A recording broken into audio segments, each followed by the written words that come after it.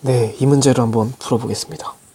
도로망 문제가 나왔고 최단 거리로 가는 방법의 수가 나왔습니다. 도로망이 원래 여기부터 시작을 한번 해봐야 돼요. 그냥 도로망이 이렇게 생겼다고 한번 해봅시다.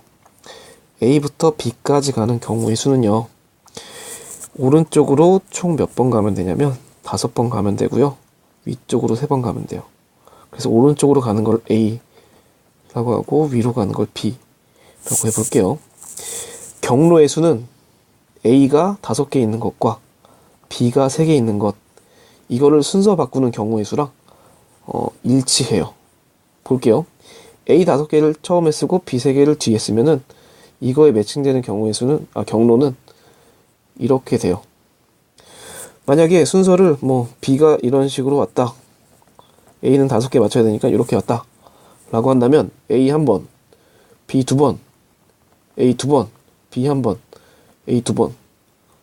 어쨌든 간에 시작은 위치는 A고 도착 위치는 B예요. 얘도 시작 위치는 A고 도착 위치는 B예요. 이런 식으로 이걸 하나하나 다 세주는 게 아니라 우리 같은 것에 있는 순열의 개념을 쓰는 겁니다. 그러면 A 5개와 B 3개를 나열할 수 있는 경우의 수는요, 총 8 팩토리얼이고 같은 것이 5개, 3개씩 있으니까 같아 보이는 것의 개수만큼으로 나눠줘야 돼요. 즉 요놈이 됩니다. 그래서 이제 문제를 풀어주면 되는데, 이거는 기본 개념이고요.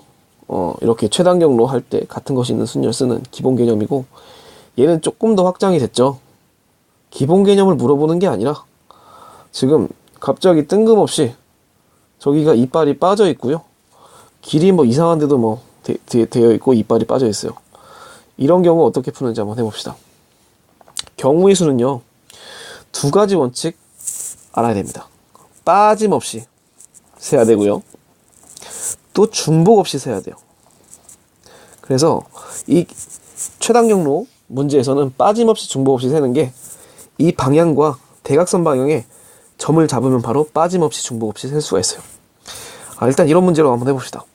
여기서 여기 갈 때 얘 지금 연결됐다고 가정하고 이렇게 대각선으로 잡으면은 지금 얘를 지나가는 경로의 수 이렇게 돼요. 얘를 지나가는 경로의 수 이렇게 돼요. 얘를 지나가는 경로의 수 이렇게 되고, 얘를 지나가는 경우의 수 이렇게 돼요. 즉 이거 4개 이렇게 그어주면은 빠짐이 없고요, 그리고 중복이 없어요. 왜냐면 얘를 지나가는 게 얘를 절대로 안 지나갑니다. 최단 경로라고 얘기했으니까 무조건 이 방향으로 가지 뒤의 방향으로 가지가 않아요.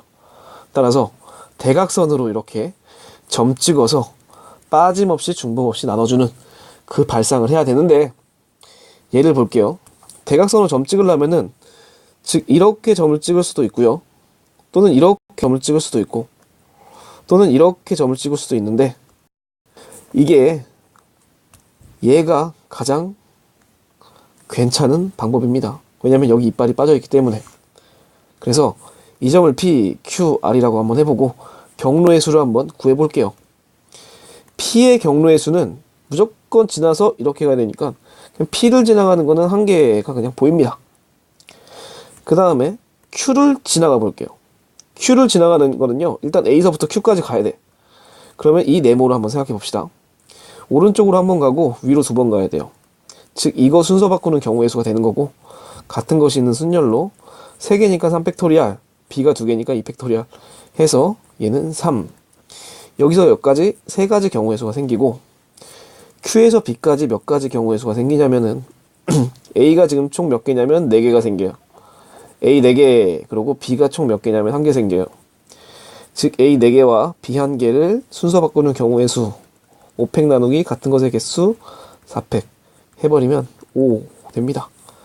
여기서부터 여기까지 가는 경우의 수 5예요. 3가지 당 5가지씩 생기는 것이므로 Q를 지나가는 경우의 수는 3 곱하기 5, 즉 15 이렇게 풀면 됩니다. 그 다음에 R을 지나가는 경우의 수 한번 해볼게요. 일단 A부터 R까지 가는 경우의 수는 이 네모에서 생각을 하면 돼요. 즉 이렇게 A 2개와 B 하나를 순서 바꾸는 경우의 수가 되는 거고, 3팩토리얼 나누기 2개짜리 2팩 이렇게 해주면 됩니다. 즉 이거 계산하면 3 나오죠. 그래서 여기서부터 여기까지 가는 경우의 수 3 나옵니다. 그러면 R에서부터 B까지 다시 가야 돼요. 또 네모를 이렇게 그리면 되는 거죠. 몇 가지 경우의 수가 나오냐면은 오른쪽으로 3번, 그리고 위로 2번, 즉 A 3번, B 2번 나오는 요 놈들의 순서 바꾸는 경우의 수로 하면 돼요. 총 5개 원소니까 5팩토리알 A 3개 바뀌는 경우 구별이 안 될 테니까 뻥튀기 된 것만큼 나눈다. 3팩토리알 B 2개 바뀌는 경우만큼 구별이 안 될 테니까 2팩토리알 이렇게 계산하면요. 위에는 5, 4, 3, 2, 1이고 3, 2, 1, 2, 1 이렇게 됩니다. 약분 이렇게 쭉 되면은 5, 2, 10 해서 10가지가 나옵니다. 여기서부터 여기까지는 10가지예요. 그러면 R을 지나가는 경우의 수는요. 3가지당 10가지가 생기므로 3 곱하기 10 해주면 30 됩니다.